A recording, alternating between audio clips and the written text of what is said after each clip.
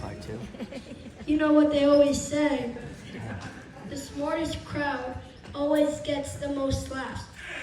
By looking at it, I'm a little nervous. But who cares? Welcome to Jack Abrams STEM!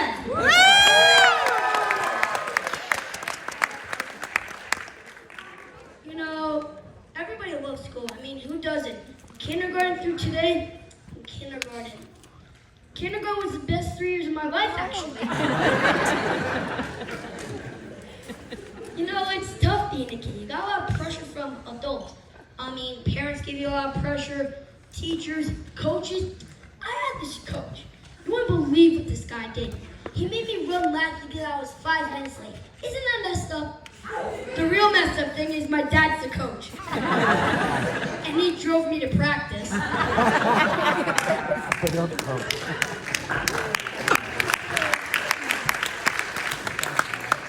Do you know what makes my dad crazy? And I mean crazy. When I watch other kids play video games on YouTube, it drives him nuts.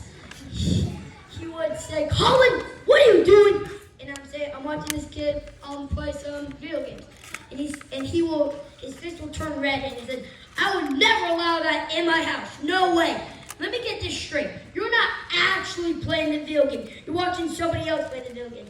That's unacceptable in this house. No way." 20 minutes later, my dad's sitting on the couch, and I'm like, "Hey, Dad, what are you doing?" He said, I'm watching the Jets play a football game." I'm like, "It's weird, though. You're not actually playing football. You're just watching other people play. I just want to get this straight, Dad.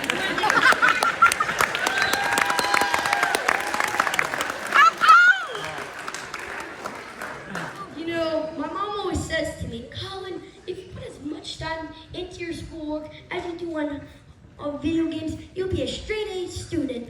And I'm like, "The math is wrong. If you do 4 hours of video games and add another 4 hours of doing schoolwork, that's a total of 8 hours.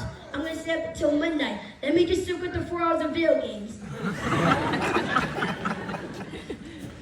You know, it's funny how, like, Dad and Mom. So, like, when you're with your mom at the doctor's, she knows what to do. She signs the paper. She's perfect. She's chill. She knows what to do.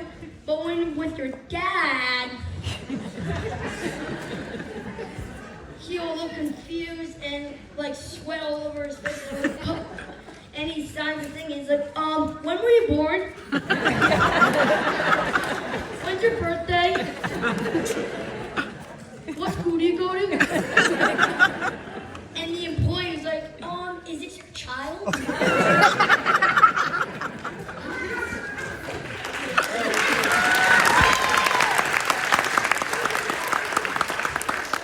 You know, parents, they don't have all the right answers. I mean, when they're voting for president, I mean, you're doing a bad job, honestly. We should vote for president. Maybe Taylor Swift or Mr. Beast can do a better job than these two jokers. Amen.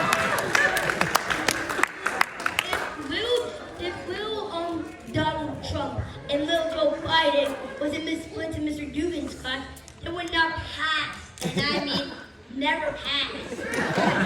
They'll get detention all the time. If Miss Flint says, "Can you solve this math problem, little Donald?" And he says, "Yes, I can do, Mrs. Blitz." "I'm the smartest kid in this world. Nah, poo-poo, all the other kids smell like doo-doo. Except for me, that's just how it is." Then Miss Blitz says, "That's it, you're going to detention." And could you imagine little Joe Biden, if Mr. Dugan said, "Hey, can you solve this science quiz?"